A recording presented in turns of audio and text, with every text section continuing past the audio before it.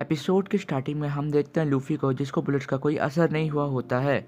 वहीं पे नेवी वाले कह रहे होते हैं इसको बुलेट का कोई असर नहीं हुआ होता है। मॉर्गन कहता है इसने कोई डबल फ्रूट खा रखा है। डबल फ्रूट बहुत खतरनाक चीज़ है जो इंसानों को अजीब शक्तियाँ देती है और बहुत ज़्यादा ताकतवर बना देती है। मॉर्गन ये सब नेवी वालों को बता रहा होता है। वहीं लूफी जोरो की तीनों तलवारें उसको वापस कर रहा होता है। जोरो कहता है जल्दी से मेरी रस्सियाँ खोल दो। जहाँ पे लूफ़ी कहता है हाँ मैं खोल देता हूँ, लेकिन अब तुम मेरे क्रू को ज्वाइन कर रहे हो और तुम क्रिमिनल कहलाओगे। जहाँ ज़ोरो मुस्कुराता है, वहीं लूफ़ी समझ जाता है कि ज़ोरो अब उसका क्रू ज्वाइन कर रहा है। फिर ज़ोरो कहता है जल्दी से मेरी रस्सियाँ खोल दो, पीछे से नेवी वाले तलवार लेके आ रहे हैं। लूफ़ी उसकी रस्सी खोलने लगता है लेकिन वो उससे खुल नहीं रही होती है। वहीं कैप्टन मॉर्गन नेवी वालों को ऑर्डर देते हैं कि इन सबको मार दो। वहीं नेवी वाले अपनी तलवारें लेके वहीं जा रहे होते हैं। लूफी उस रस्सी को खोल नहीं पा रहा होता है, उल्टा और गांठ बनते जा रही होती है। लेकिन तभी जोरो उससे अपनी तलवार मांगता है, लेकिन नेवी वाले उस पर अटैक कर देते हैं और हम देखते हैं जोरो वहां से आज़ाद हो चुका होता है। वो अपनी थ्री शॉट स्टाइल को यूज़ करता है और उन सभी नेवी वालों को वहीं पर रोक देता है अपनी तलवारों की मदद से। ये सब करते हुए लूफी उसे देख रहा होता है और बहुत ही ज़्यादा खुश होता है कि जोरो कितना ताकतवर होता है। फिर जोरो लूफी से कहता है मैं दुनिया का सबसे अच्छा तलवारबाज बनना चाहता हूँ और इस सपने के बीच में अगर कोई भी आया तो तुम्हें मुझसे माफ़ी मांगनी होगी। जहाँ लूफी कहता है ये तो बहुत अच्छी बात है, मुझे ऐसे ही लोग अपने क्रू में चाहिए हैं। फिर जोरो उन सबको रोक रहा होता है और बहुत ही मुश्किल में होता है। लूफी अपनी टांग उठाता है और यूज़ करता है अपनी गम गम किक को यूज़ करता है, जहाँ पे वो कहता है झुक जाओ अगर पिटाई नहीं खानी है तो। फिर वो अपनी गम गम पावर को यूज़ करता है और उन सभी नेवियों को एक ही बार में मार देता है। जोरो देख के कहता है तुम क्या चीज़ हो। भाई लूफी कहता है कि भाई मैं एक रबर मैन हूँ।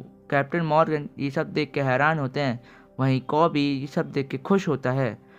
फिर जोरो वहाँ पे देखता है लूफी को, जो कि बता रहा होता है कि उसने गम गम फ्रूट खाया होता है। फिर कैप्टन मॉर्गन कहते हैं कि इसने रबर वाला फ्रूट खाया है, जहाँ पे नेवी कह रही होती है हम इसको नहीं हरा पाएंगे। लेकिन कैप्टन मॉर्गन कहता है अगर तुम्हें डर लगता है तो अपने को गोली मार लो। फिर जोरो तैयार हो जाता है वहाँ सबसे लड़ने के लिए, लेकिन उससे पहले लूफी कैप्टन मॉर्गन के ऊपर स्ट्राइक मार देता है, मतलब उसके ऊपर हमला कर देता है। वो उसकी एक्स पे हमला करता है, जहाँ कैप्टन मॉर्गन उस पर हमला करना फिर से चालू कर देता है। कैप्टन मॉर्गन और लूफी के बीच में बहुत खतरनाक फाइट होती है, जहां कैप्टन मॉर्गन लूफी को अपनी कुल्हाड़ी से मार रहा होता है, लेकिन लूफी उसे कपड़े की तरह अच्छे से धो रहा होता है। नेवी वाले देख के हैरान होते हैं कि कैप्टन मॉर्गन एक बच्चे से बहुत ज़्यादा पिट रहे होते हैं। वहीं लूफी कैप्टन मॉर्गन को बहुत बुरी तरीके से धो रहा होता है, लेकिन उसका बेटा हेलमेटो वहाँ कॉबी के ऊपर गन तान के खड़ा हो जाता है और कहता है उसको छोड़ दो वरना मैं कॉबी को मार डालूंगा। वहीं लूफी कॉबी की तरफ देखता है और कोई रिएक्शन नहीं देता है। कॉबी लूफी को देखता है और कहता है मेरी टेंशन मत लो, तुम कैप्टन मॉर्गन को हराओ। वहीं लूफी हंसते हुए हेलमेटो के पास आ रहा होता है उसको मारने के लिए, लेकिन कैप्टन मॉर्गन पीछे से अपनी एक्स से लूफी पे हमला कर देते हैं, लेकिन लूफी हेलमेटो को उसके मुंह में एक मुक्का मारता है। वहीं जोरो कैप्टन मॉर्गन को संभालता है, अपनी थ्री शॉट स्टाइल से कैप्टन मॉर्गन को वहीं पे हरा देता है। कैप्टन मॉर्गन को बहुत ही ज़्यादा चोटें आई होती है और वही वहीं पे ढेर हो जाता है। हम हेलमेटो को देखते हैं जो कि वहीं पड़ा होता है और कॉबी राहत की सांस लेता है। उन सब ने उस सब को हरा दिया होता है। नेवी वालों से जोरो कहता है अगर किसी को अपनी वफादारी दिखानी हो तो अभी आ जाए, मैं बिल्कुल तैयार हूँ। वहीं सारे नेवी वाले बहुत ज़्यादा खुश होते हैं क्योंकि वो कैप्टन मॉर्गन की चंगुल से आज़ाद हो गए होते हैं। वहीं पे जोरो को देखते हैं जो बेहोश हो गया होता है, काहे कि उसे बहुत भूख लगी होती है। हम मरीन बेस का सीन देखते हैं जहाँ पे वही लड़की जो हमें पार्टी हॉल में दिखाई गई थी वो नेवी वालों को बांध दी होती है और उनके रूम के अंदर चली गई होती है। वहाँ पे वो कुछ ढूंढ रही होती है, जो ड्रॉर में ढूंढ रही होती है, लेकिन वहाँ पे उसे एक तिजोरी दिखती है और वो खुश हो जाती है। वो कहती है वो चीज़ आखिर मेरे को मिल ही गई। वो तिजोरी की तरफ जाती है जो कि बैरल्स के पीछे छुपी होती है। वो इसमें से एक मैप निकालती है जो कि ग्रैंड लैंड का होता है। फिर उसके बाद वो उसे खोलती है तो उसमें जोकर जैसा हड्डी का कुछ बना होता है। वो बोलती है कैप्टन बग्गी का ये सब काम है। फिर हमें कैप्टन बग्गी दिखाया जाता है। फिर हम ज़ोरो को देखते हैं जो खाना खा के बहुत ज़्यादा खुश होता है क्योंकि उसने 3 हफ्तों से खाना नहीं खाया होता है। वहीं लूफ़ी सबसे बात कर रहा होता है अपनी क्रू के बारे में और अब वो ग्रैंड लाइन की तरफ निकलने वाला होता है। वहाँ पे उसकी माँ उसको शुक्रिया करती है जो लड़की की माँ होती है। वहीं ज़ोरो कहता है अपनी क्रू में तुम अब मेरे और तुम्हारे अलावा कितने लोग हैं? लूफ़ी कहता है हम बस 2 हैं। हाँ, ज़ोरो बोट को देखता है और बहुत ही ज़्यादा हैरान होता है। वो कहता है कुछ ज़्यादा ही बहुत बड़ी बोट है। वहाँ लूफ़ी बहुत साइलेंट रिएक्शन देता है। तभी वहाँ नेवी वाले आते हैं और लूफ़ी से कहते हैं क्या तुम पायरेट्स हो? अगर हो तो बहुत जल्दी यहाँ से निकल जाओ। जहाँ पे विलेज वाले उस पर गुस्सा करते हैं कि इसने तुम्हें बचाया, तुम ऐसा कह रहे हो। लेकिन लूफ़ी समझ जाता निकलते हुए वो कहता है चलो अब यहाँ से चलते हैं। वहीं पे नेवी वाला जो होता है वो कॉबी से पूछता है क्या तुम भी इनके साथ हो? जहाँ कॉबी कहता है कुछ भी नहीं कह रहा होता है। फिर लूफ़ी कॉबी को देखता है और उसके पास आता है।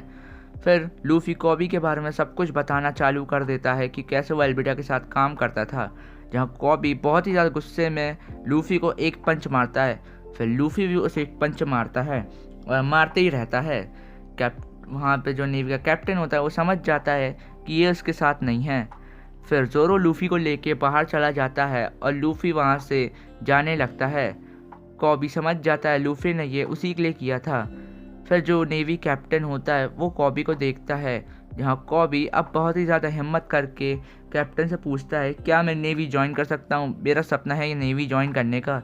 जहाँ कैप्टन फाइनली उसे नेवी में ज्वाइन कर लेते हैं और कहते हैं हम लोग हमेशा पायलट के हाथों मारे जाते हैं, तो हमें इसका खुद ध्यान रखना होगा। फिर हम देखते हैं ज़ोरो लूफ़ी को जो कि अब अपनी बोट लेके जा रहे होते हैं। वहीं पे बहुत सारे लोग नेवी, कॉबी और वो बच्ची माँ वहाँ पे लूफ़ी को बाय करने आते हैं। लूफ़ी भी उन सबको अलविदा देता है और वहाँ से निकल जाता है। फिर हम लूफ़ी और ज़ोरो को देखते हैं जो कि अब अपने आगे के सफ़र के लिए निकल चुके होते हैं। ज़ोरो भी मुस्कुरा रहा होता है और लूफ़ी कहता है मैं पायलट किंग बनूंगा और अपनी एक बहुत ही अच्छी क्रू बनाऊंगा।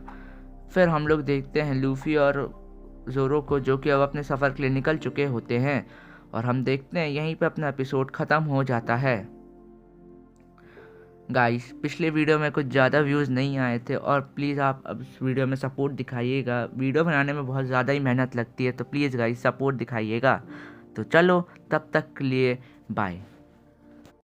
का खेल ये निराला है, पापी जितना लंबा पाप का घड़ा संभाला है। अच्छा बंदा छोटी सी उम्र भले ही जीता पर वो आत्मसम्मान के साथ मौत को अपनाता है। उसको नफरत दे जमाना पर वो प्यार लेगा खोज, प्यार देता यहाँ ताकत ये होता नहीं बोझ। मैंने लोगों के लिए है उठाया तलवार, मैं जान बचाता रोज और वो जान लेते रोज।